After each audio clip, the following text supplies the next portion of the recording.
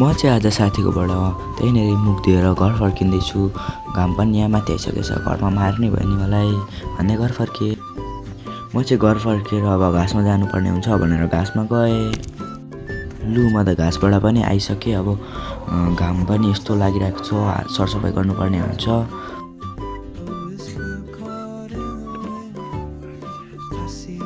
मेरो चाहिँ दिउँसोको काम यहाँ मल ओसार्ने हुन्छ। त्यही भएर म, मम्मी र भाइ यहाँ मल ओसार्नका लागि खेततिर आउँछौँ।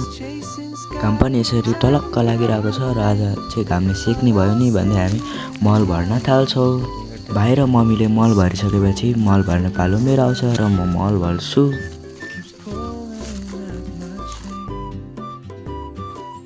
र यो मल बोकेर चाहिँ हामी अलैँचीबारीमा यो मललाई खन्याउन जानुपर्ने हुन्छ। म यो मललाई खनाउन जान्छु। मल चाहिँ म यो ठाउँमा राख्छु भनेर तपाईँहरूलाई देखाएको छु।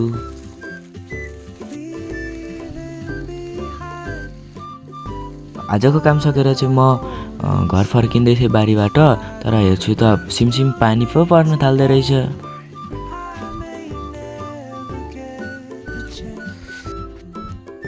र म चाहिँ कामबाट फर्किसकेँ। अब हातखुट्टाहरू धुनुपर्ने हुन्छ र अघि चाहिँ सिमसिम पानी पर्दै थियो, अहिले चाहिँ पानी रोकिसकेको छ र बल खेल्ने बेलामा भेटौँ। म चाहिँ घरबाट बल खेल्नका लागि हिँडिसकेको छु। मसँग मेरो बहिनी पनि जाँदैछ। म चाहिँ ग्राउन्ड पुगेर बुटहरू लगाइसकेर रेडी भइसकेँ। अब बल खेल्नेहरूलाई पर्खिँदैछु म। त्यसपछि चाहिँ म बल खेलेर घर फर्किन्छु। मेरो दिन यसरी जान्छ र मेरो मिनी भ्लग पनि यसरी सकिन्छ। By by.